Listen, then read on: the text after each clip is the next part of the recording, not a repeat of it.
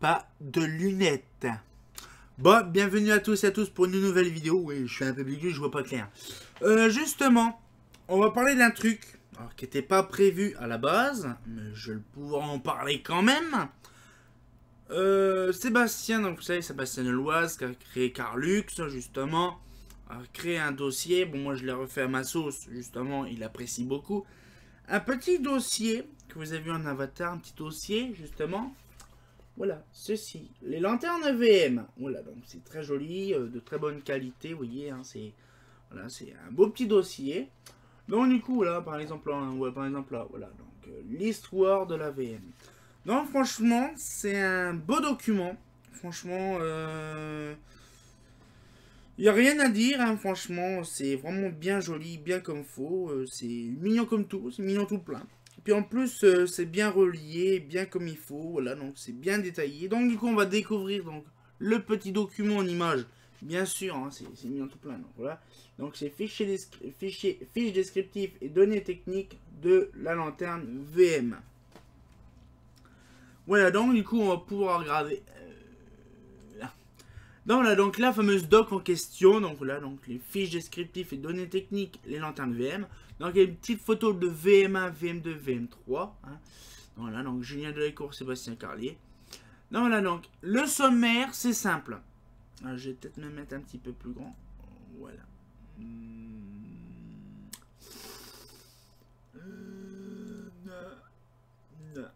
Donc du coup, un peu d'histoire. Donc c'est le premier truc, premier chapitre, c'est premier d'histoire. Deuxième chose, c'est conception. Troisième phase, les réflecteurs. Les quatrième chose, les tailles. Cinquième chose, les vasques de fermeture. Et sixième, comment savoir l'année de fabrication de sa VM. Donc on va voir tout ça donc, dans un petit dossier de 12 pages. Hein, donc c'est pas mal. Donc un peu d'histoire. Donc on va agrandir un petit peu le dossier. Voilà. Voilà, comme ça sera mieux. Donc Holophane pense à la conception d'une gamme de lanternes entre 69 et 70 qui s'appellera VM. Les deux lettres V et M signifient vache maigre et le reflet du choc monétaire qui débute en 1969 aux États-Unis qui affecte le reste du monde jusqu'en 71. Sachant que les collectivités seraient aussi impactées par le choc monétaire. Elles seraient peu onéreuses mais toujours avec la qualité de celle-ci. La lampe, sodium haute pression, étant apparue aussi à cette période en France. Il fallait aussi concevoir des nouveaux réflecteurs. L'un pour celle-ci et l'autre pour les lampes ballons fluorescents encore très utilisées dans notre pays. La gamme utilisera les ballons fluorescents qui s'appellera VM alors que la gamme pour sodium haute pression s'appellera VMS. Pour les différentes puissances, il y aura trois tailles dans chaque gamme et chacune d'entre elles aura un numéro d'après le nom. Pour la petite taille sera VM1, la moyenne VM2 et VM2S, la grande VM3 et VM3S. La VM1S vers le jour qu'en 78, car avant cette date, les lampes sodium haute pression n'avaient que de grandes puissances. La version pour les ballons fluorescents s'équipera aussi avec des lampes sodium basse pression. Donc le VM1, VM2, VM3S ou VM3 avec SOX. En 1982, les VM1 subiront un changement de bride de fixation qui fait qu'elles n'auront plus de petits caches à l'arrière. Les VM sont intégrés dans le catalogue Holophane Les Lumières 71, imprimé en septembre 70. C'est donc en cette année 71 qu'elles sont officiellement commercialisées.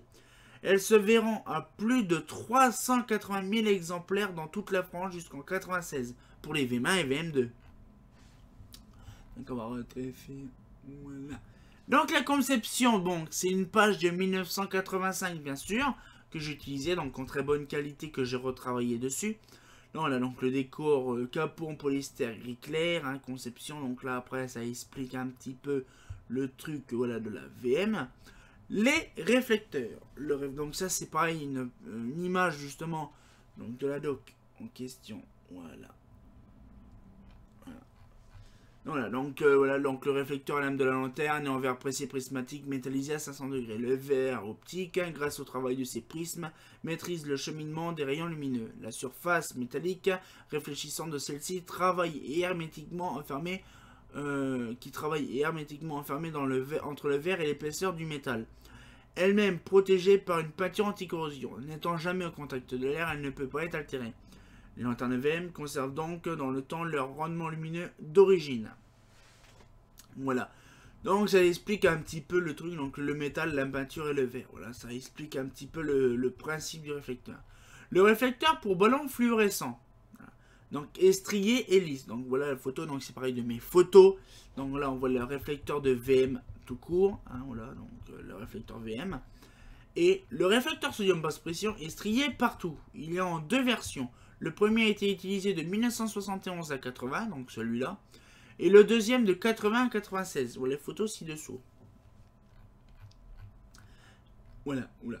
Ces réflecteurs, comme il écrit dans les descriptions, sont recouverts d'une peinture protectrice. Alors la question justement, cette peinture change de couleur suivant la période de fabrication. Elle est rouge de 71 à 76, marron de 76 à 92 et blanche grisâtre de 92 à 96. On remarquera aussi une baisse de réflectivité à partir de 76. Voilà. Donc après, donc là on a les tailles, bon je vais laisser comme ça, ce sera pas mal. Donc les tailles VMA et VMAS, bon après c'est mes photos, j'ai pas besoin de vous détailler tout ça, si vous voulez le fichier en PDF ça sera dessus. Donc voilà, donc le fichier VMA et VMAS, donc là avec le VMA, VMAS, la VMAS avec bien sûr pour les puissances 100 et 150 Watts SHP, la lanterne doit être équipée d'une platine spéciale. Et l'appareillage non assujetti au luminaire, voire photo seconde. Donc voilà, donc ce modèle là. Après nous avons donc la VM2, VM2S, donc c'est pareil, et la VM3, VM3S, avec bien sûr la VM3 SOX, voilà. Donc là bien sûr prévu pour les normes 250 ou 400 watts, ou en BF, ou SHP et 90 watts en sodium basse pression, donc c'est ce que j'ai. Ça c'est entre 9 et 12 mètres, n'utilisant que l'éclairage des routes à trafic important. Voilà, donc du coup c'est une petite doc toute sympatoche, voilà.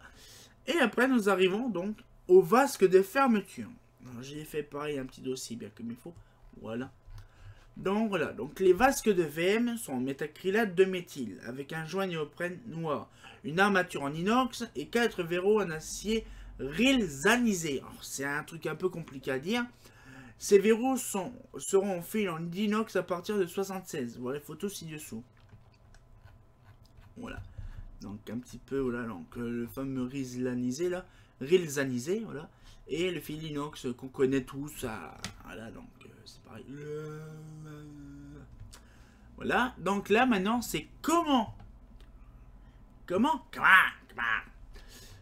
fonctionne, donc voilà, comment savoir l'année de fabrication de sa VM. Pour conclure ce petit historique, et pour les collectionneurs, j'ai répertorié par semestre chaque année de fabrication des matières premières de cette lanterne, pour pouvoir dater avec précision chaque VM2, VM2S, VM3, VM3S. Les VM1 et VM1, c'est la même chose qu'en 82, voir tableau ci-dessous sur les pages suivantes.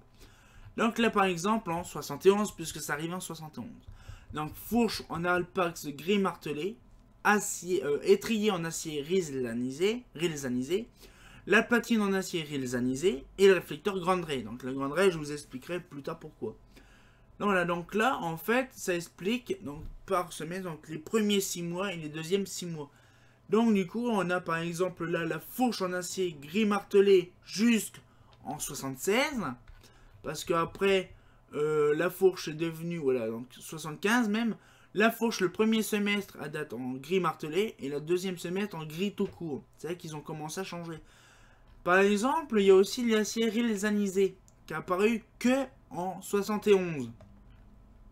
Pour la platine, l'étrier en acier rilzanisé, c'était justement, comme moi la mienne date quand même justement de deuxième semestre de 71, ma première VM. Donc elle est assez très rare à trouver quand même, c'est déjà pas mal. Donc du coup ça explique un petit peu l'histoire donc de chaque pièce composant du modèle. Donc là par exemple l'étrier en Duralinox, ça a été mis à partir justement de 72, début 72. Et après ça a été comme ça, donc gris martelé bien sûr, et qui a été changé en 75 pour, en 76 même, pour le Duralinox gris. Voilà, c'est suite à peu près en 75-76 que les pièces justement en question devient gris et non gris martelé. Donc ça explique un petit peu. Donc c'est pour ça que ma VM, la fourche de la douille, elle est l'étrier de la douille justement, elle est rouillée, hein, voilà. Et donc c'est en fait un acier rélisanisé, et justement ça date de 71. Bon, après on avance plus dans les dates, donc jusqu'en 78 pour cette page là, et on arrive en 79, donc là c'est pareil. Donc là pareil, grand ray pour là, et donc ça, dès que ça arrive en 76, on dirait qu'ils ont changé complètement leur modèle en 76. Donc le réflecteur a changé, l'étrier et la platine a changé de couleur, la fourche toujours la même machine sauf que c'est en gris. Donc vous voyez, c'est en 76 que le luminaire a complètement changé. Et donc du coup c'est petits traits, donc après ça a changé. Donc là toujours du Ralinox et tout ça, donc voilà. Donc après ça n'a pas beaucoup changé depuis, on va dire depuis longtemps. Voilà. Et donc après voilà, donc on a par exemple du Ralinox gris, petit trait rond. Voilà, donc on a vraiment tout donc détaillé. Ça permet justement d'avoir vraiment le détail complet de ces petites choses là. Très intéressant. Et là, voilà, donc la dernière page, donc c'est Carlux Groupe GEP, édition du 13 novembre 2017. Voilà, donc j'ai voulu justement faire un petit dossier comme ça, comme il faut. Et donc ça fait plaisir de voir ce petit dossier en question, si joli comme tout. Hein, voilà, comment dire l'autre. Donc voilà, donc c'est un petit dossier, donc bien sûr qui est téléchargeable en version PDF. Mais, petite nouveauté, on peut me demander par mail... justement me demander par mail la version papier. Voilà, donc du coup là, donc c'est vraiment un bon dossier, vous voyez, hein, c'est joliment décoré. Voilà, c'est joliment décoré, donc on a vraiment le dossier, on a le dossier très bien réalisé, donc vous voyez, c'est vraiment, vous voyez, c'est brillant, c'est beau, c'est brillant, c'est, vous voyez, c'est vraiment de très bonne qualité, hein. Donc voilà, donc du coup, bien sûr, ce document là sera téléchargeable sur mon site, hein, donc sur gep.com, et donc sur la page Carlux. Et bien sûr c'est Carlux du groupe GEP, donc du coup ça sera dans le dossier Carlux. Voilà, ça sera bien sûr dans le dossier téléchargement, ou peut-être dans le dossier téléchargement à moi, mais le dossier Carlux spécial. Donc voilà le petit truc très intéressant, donc qui fait plaisir à regarder, ça fait plaisir. Donc peut-être qu'on fera d'autres modèles en question plus tard dans le futur, genre pour la trafic, pour la haro, on verra tout ça, parce que ça demande beaucoup. Moi la VM c'est facile, ça datait quand même de 71 jusqu'à 90. Mais par contre pour la trafic, ça, bon ça va être pas aussi facile, hein, ça doit être de 78 à de 96. Mais pour la haro, c'est un petit peu plus compliqué. Mais on verra ça bien sûr plus tard dans le futur. Ça sera un projet très intéressant d'avoir des dossiers bien précis par catégorie, par chose, par modèle.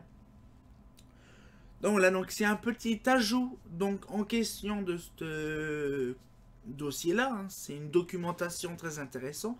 Et donc du coup voilà, donc j'espère que la petite vidéo vous a plu, que si vous en voulez d'autres petites vidéos comme ça, de découverte de documents que j'ai réalisés par moi-même, il n'y a pas de souci, on peut voir ça. Donc ben, comme d'habitude, le grand classique, hein. Oh. Ah, oui.